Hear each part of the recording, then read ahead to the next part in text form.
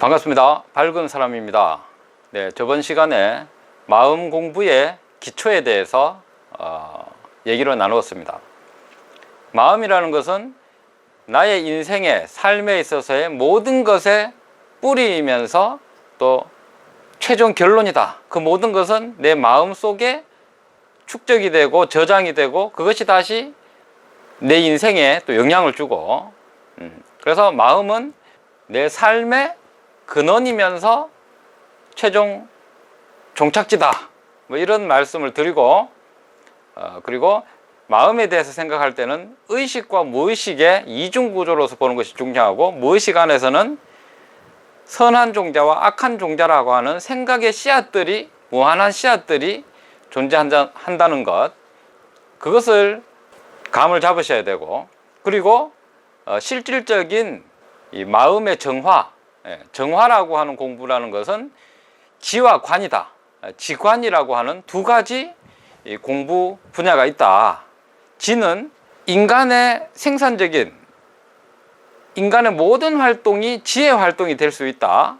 노동이 됐든 생각하는 것이 됐든 독서가 되었든 기도의 행위이든 만트라를 읽는 주송의 공부든 호흡법 조절하는 호흡을 바탕으로 한 명상, 순수 명상이 되었든 그것들이 다 지혜의 한 분야로 말할 수가 있다. 넓은 의미의 지죠. 그리고 관이라는 것은 그 모든 활동 속에서 자신의 마음을 잘 관찰함으로써 그 마음의 어떤 실체, 그리고 그 배후에 있는 무의식의 세계까지도 파악해 들어가는 그런 고도의 관찰, 그 관찰을 통해서 내 자신을 초월한 어떤 초월의식이 발달하게 되고 고차원적인 지혜가 얻어진다, 뭐 이런 말씀을 드렸습니다. 자, 그러면 8년 법에서 이 정화, 깨끗하게 한다는 것, 깨끗하게 한다는 것에 대해서 이것이 가장 마음 공부의 근본 바탕이기 때문에 이것을 먼저 이제 얘기를 시작한 것인데, 이것은 지관이다.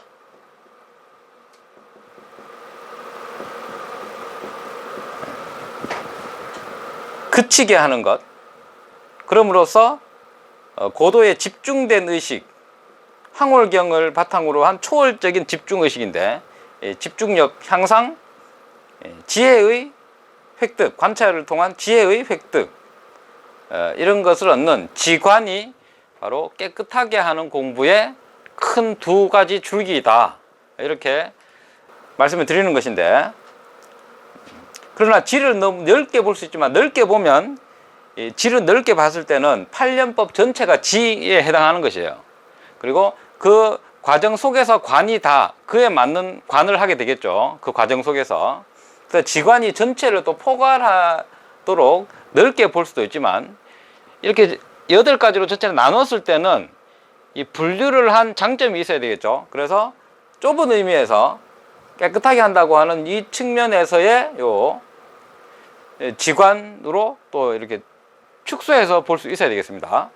자, 그래서 그렇게 할 때는 지는 호흡을 통한 명상, 근원호흡, 생명호흡, 뭐 단전호흡이라고도 하고, 불가에서는 그것을 아나파나사티다, 들숨, 날숨을 응시한다, 바라본다 이거죠. 관찰한다.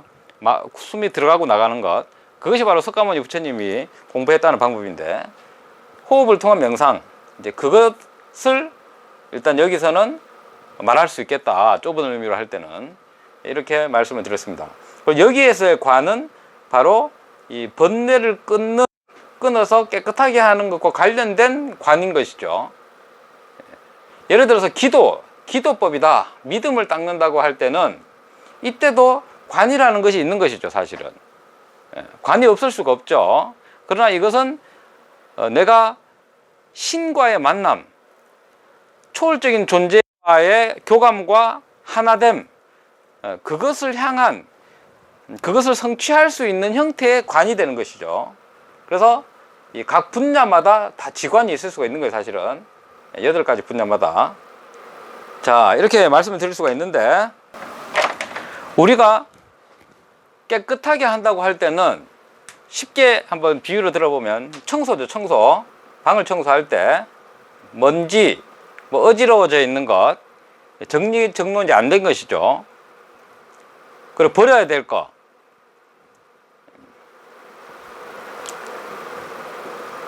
뭐 이런 것들, 뭐가 살려놔야 되는 것이고, 무엇이 버려져야 되는 것이고, 또 위치를 어떻게 옮겨야 되는 것이고, 이런 것을 조정하면서 이제 청소가 되겠죠. 그것처럼 마음을 깨끗하게 한다고 할 때는 쉽게 얘기해서 마음의 때, 순수한 마음, 빛나는 마음을 가리고 있는 어떤 어두운 요소라든지 지저분한 요소, 그것이 무엇이냐, 그것을 정확히 잘 알 때 청소가 잘 되겠죠. 근데 그걸 잘 모른다 그러면 원래 있어야 되는 걸 버린다든지, 아니면 쓰레기를 나의 소중한 보물이야 생각하면서 막 이렇게 쓰레기를 뭐 보존한다든지, 그래 되면 그 사람이 청소를 하면 할수록 재산은 줄어들고 집은 더 지저분해지겠죠. 그것처럼 이 마음에 버려져야 되는 때가 무엇이냐, 이것을 잘 아는 게 중요한 거죠. 그러니까 오늘은 그래 이 얘기를 조금 해보도록 하겠습니다.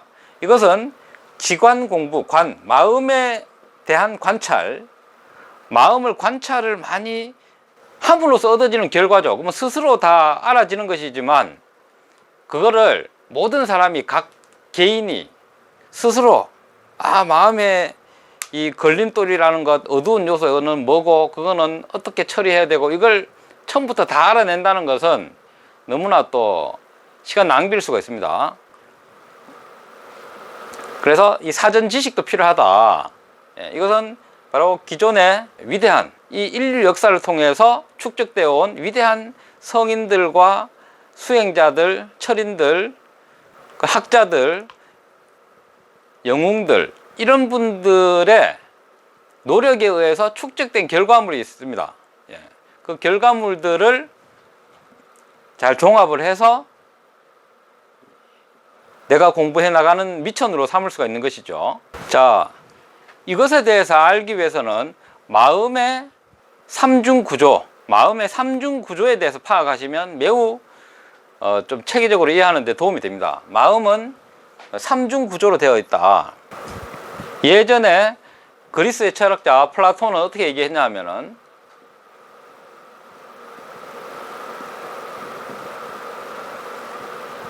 자, 머리, 몸통, 이 다리 앉아 있는 자세인데, 사람에게 소울, 푸시케, 영혼이라는 것은 영혼의 매우 우수하고 순수한 부분이 머리에 있고, 그 다음 조금 덜 순수한, 그 다음 우수한 부분은 가슴에 들어와 있고, 가장 좀 순수성이 떨어지는, 우수성이 떨어지는 영혼이 아랫배에 있다, 이렇게 얘기를 했습니다. 그 영혼이 이 사람의 몸 안에 세 군데에 이렇게 위치하는 것으로, 머리, 가슴, 배, 아랫배에 있는 걸로 이런 얘기를 한 게 있는데, 이 딱 들으시면은 어디 많이 본 것 같죠?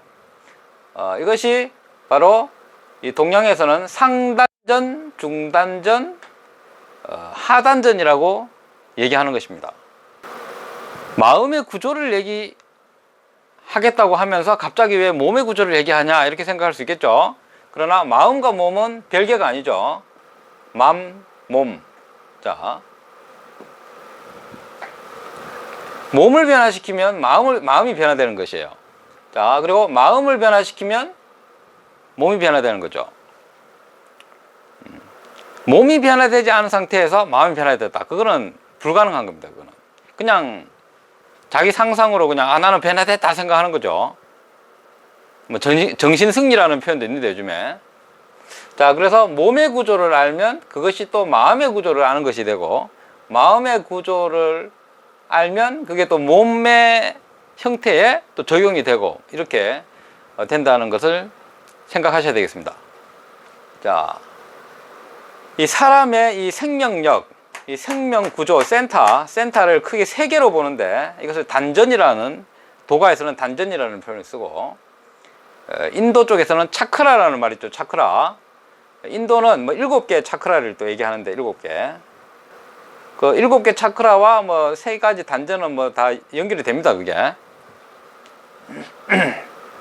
여기서 머리 위에 정수리, 그 다음에 목이라든지, 그다음 배꼽, 뭐 항문, 제일 밑에 한 4군데를 합쳐서 7 차크라다, 이렇게 얘기를 하는 것입니다. 자, 어쨌든, 자, 상, 중, 하. 자, 머리, 가슴, 아랫배. 이렇게 이제 세 부분이 굉장히 중요한, 마음의 작용에 있어서도 굉장히 중요한 곳이다. 이걸 생각을 하셔야 되고, 이것은 또 어떻게 생각하시면 되냐 하면은, 자, 정기신이다.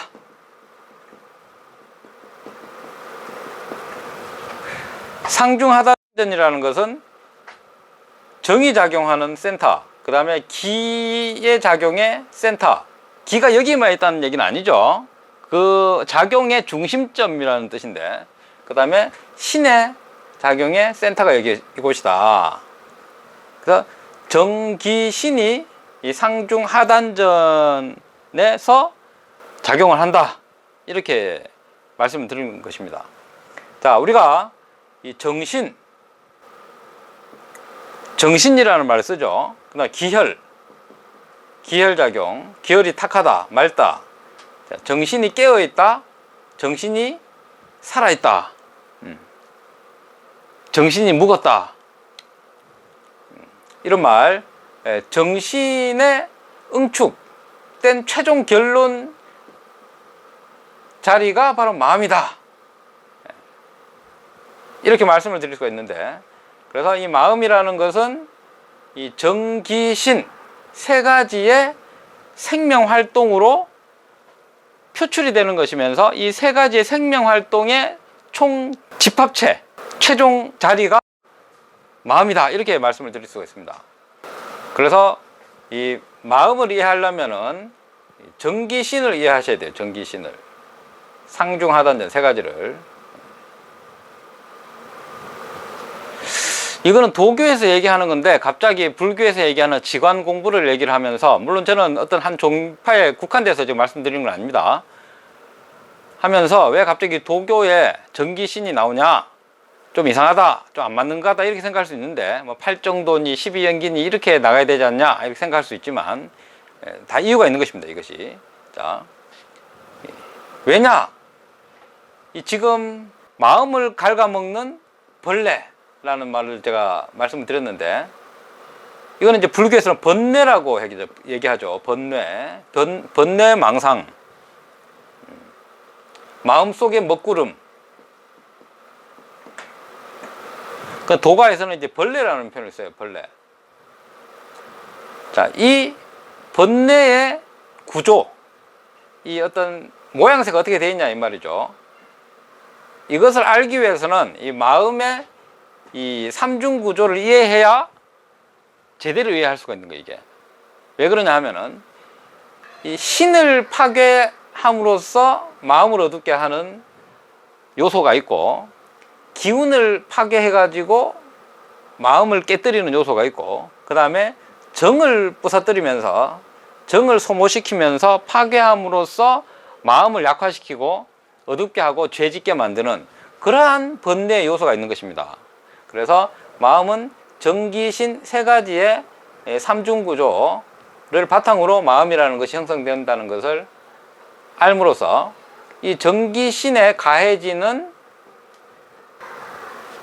마음속의 벌레들, 번뇌, 망상에 대해서 체계적으로 파악을 할 수가 있다는 것이죠. 자, 여러분 중에 애니어그램이라는 성격 유형 들어보셨나 모르겠는데요. MBTI와 더불어서 매우 인기 있는 그런 성격 유형론인데, 이 애니어그램은 어떤 식으로 되어 있냐 하면은, 머리형의 인간, 가슴형의 인간, 또는 장형, 대장, 소장, 장 있는 아랫배, 장형 인간이냐, 가슴형 인간이냐, 머리형 인간이냐, 이렇게 해서 크게 성격을 세 가지로 나누고, 머리형 인간을 또 세 가지로, 가슴형도 세 가지, 장형도 세 가지, 이렇게 해서 총 9가지의 성격 유형을 제시하는 그런 성격 이론입니다. 이것도 바로 지금 상단전, 중단전, 하단전을 가지고 그 사람의 성격을 지금 분류하고 있는 거죠. 내가 기운을 쓰는데 어디를 중심으로 쓰냐?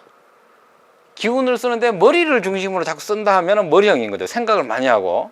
근데 어떤 감정이 풍부하고 감성적으로 이렇게 열정적이면서 또 감성을 중심으로 사고하고 생각하는 사람은, 활동하는 사람, 움직이는 사람은 이제 가슴형이 되는 거고, 본능 아니면 충동 또는 어떤 이 행동력이 강하고 이런 본능에 더 에너지를 많이 집중하는 그런 사람은 이제 장형이다, 이렇게 얘기합니다. 이것도 바로 아까 말씀드린 상단전, 중단전, 하단전, 정기신, 그 원리가 성격 이론에 적용된 것이죠.